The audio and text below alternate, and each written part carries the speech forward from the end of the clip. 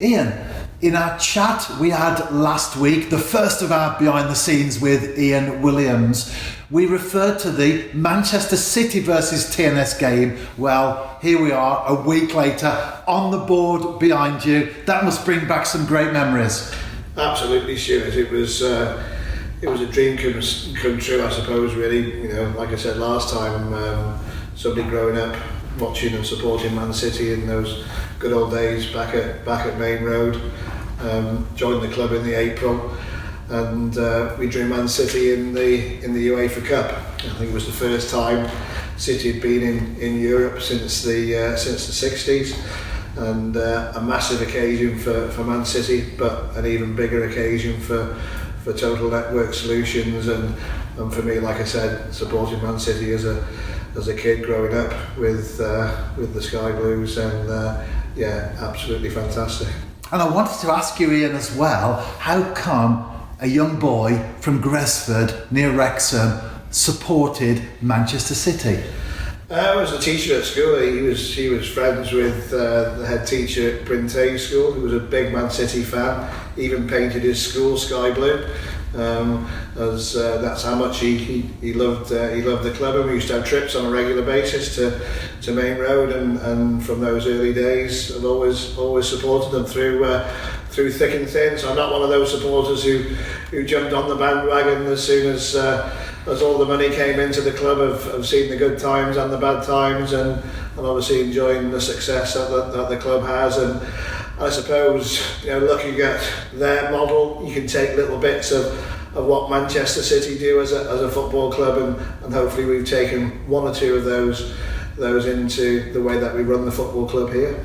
And back to the game itself, many probably won't be aware, but that was the first competitive game that was played at the new stadium. How did you feel? Because you've got Manchester City blood running through your veins, but you've now become involved with the new Saints, or Total Network Solutions as they were then. How did you feel on a personal level? Mixed loyalties, perhaps? Yeah, obviously so, because like I said, I've always supported City as a kid, but obviously working for the new Saints, or Total Network Solutions as it was then, and what a two great occasions really. Lots of firsts. You know, the football club have had lots of firsts in the time that I've been with the club, but we were the first team to play in a competitive game at the City of Manchester Stadium as it was then, after the Commonwealth Games.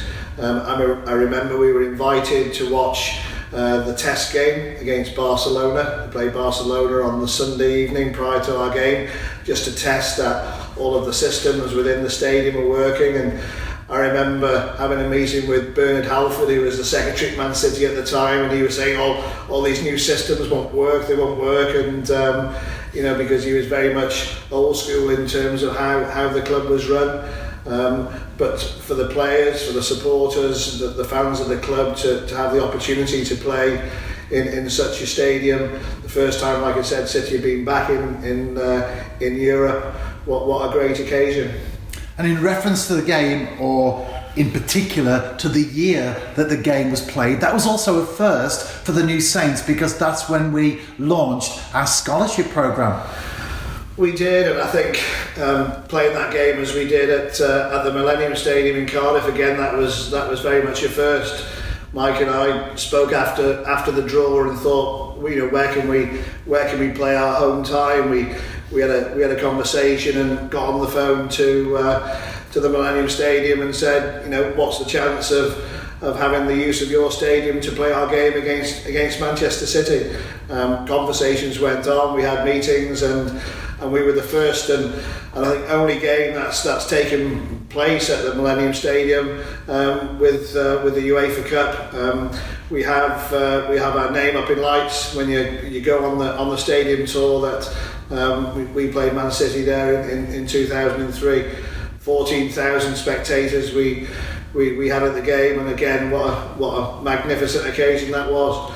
And it also gave us, I suppose, the opportunity to launch one of a number of new projects that we established in those early years, and the scholarship programme that we've now had for over 17 years, certainly since the time that I've been with the football club, has gone from strength to strength. We launched it at half time at the Millennium Stadium. We had our first group of players, a cohort of 20 players who were involved in that first year. And I would think that perhaps over the last 17, 18 years we've possibly had 300, 400 almost players who have gone through that system. And for those who are perhaps unaware, the scholarship programme is the club and North Shropshire College are coming together of the two organisations. From the launch in Cardiff, was North Shropshire on board from day one? Absolutely. I remember back in the day having a meeting with Ron Pugh, who was the principal at the college at the time. Went to meet Ron and had a really positive meeting, and came out of that meeting and we'd agreed in principle as to how the programme would work. Like I said, in those early days we took on 20 players from the age of 16 plus. So it was very much a football combined programme with education, with the college looking after the education part and the football club looking after the coaching.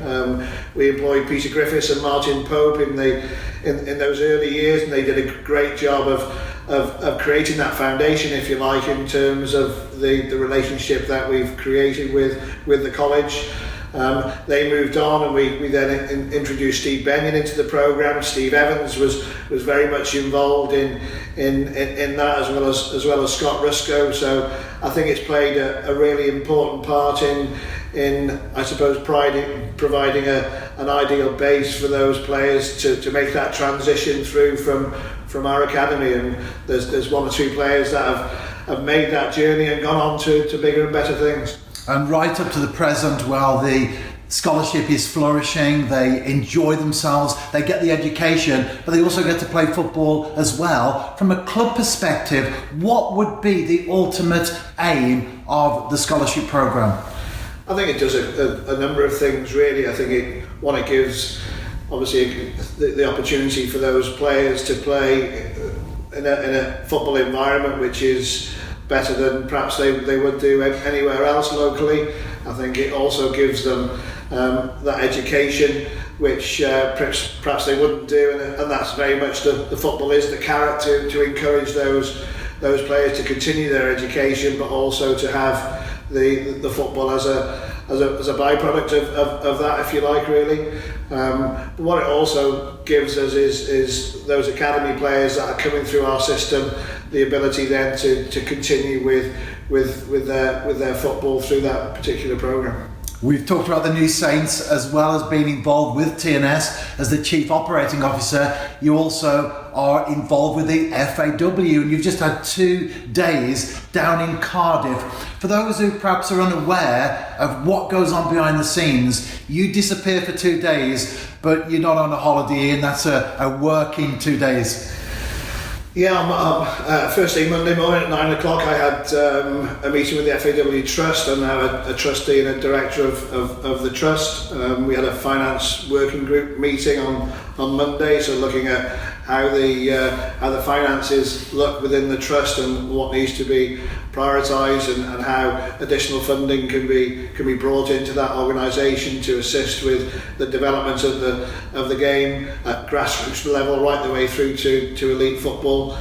Yesterday I was at a National League Board meeting with the FAW, so again a number of topics were discussed yesterday on the back of obviously the chairman's meeting that we had in Newtown. So lots of discussion, lots of decisions to be made for the benefit of football in Wales. And obviously working for TNS, that's your main thrust, as it were. But how important are the opportunities that being involved in the national game in terms of seeing the big picture of benefit, not only for you personally, but also for the New Saints? I think obviously it does have its benefits, but what I'd like to think is that the amount of time that I've been involved in in the management, the administration of the domestic game in Wales, I'm able to offer support and advice to other clubs within the system. So it's not all about, you know, what can the New Saints sort of gain from me being within that arena, if you like. Really, you know, the important thing is, you know, how can we continue to improve the domestic game? How can we continue to improve the Cymru Premier, and obviously the pyramid structure beneath that. And I'd like to think, you know, on the 6 or 7 years that I've been involved with the FAW, I've played a part in making the domestic game what it is today. But I can say there's certainly a lot more work to be done to continue to improve that, because it's an ever evolving process to make sure that Wales stays ahead of the game, the same as any other country in Europe. And it's not just about the international squads, it's very much about the domestic game, the grassroots side of football.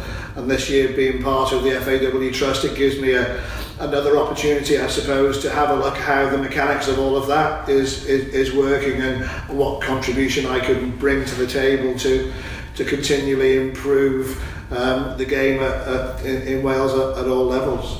And finally, Ian, you've mentioned the JD Cymru Premier. If anyone's watching this interview, they're not aware, that's the top flight league here in Wales. We have 10 games left, 4 points clear. As the Chief Operating Officer, you've seen highs and lows over the years that you've been involved.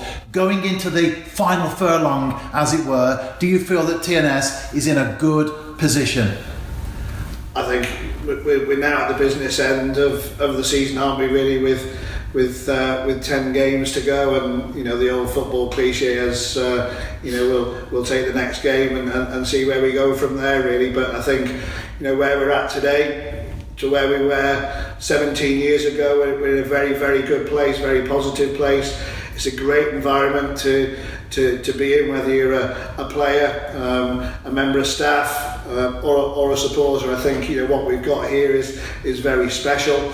And I think, you know, when you do compare, perhaps, you know, what happens over the border in England, whether it's within the Football League or within the National League structure, I think, you know, I'll be wrong in saying I think lots of people are very envious in terms of what we have here, you know, both sides of the border, and as a club we want to continue to improve both on and off the pitch, but it's all about 90 minutes. Sometimes you forget about the 90 minutes of what happens on a Saturday afternoon or a Friday evening, but there's so much going on behind the scenes. It is about those 90 minutes, and as a fan, you want to enjoy those 90 minutes, and hopefully you'll get the right result at the end of it, because everything that we do is based upon the success of the team, and we want that to continue for many, many years to come. Ian, thank you for your time today. I know you're a very, very busy man indeed, and you have a meeting to go to right now. But as they say, watch this space. Behind the Scenes with Ian Williams, episode 3, coming up next week. Thank you.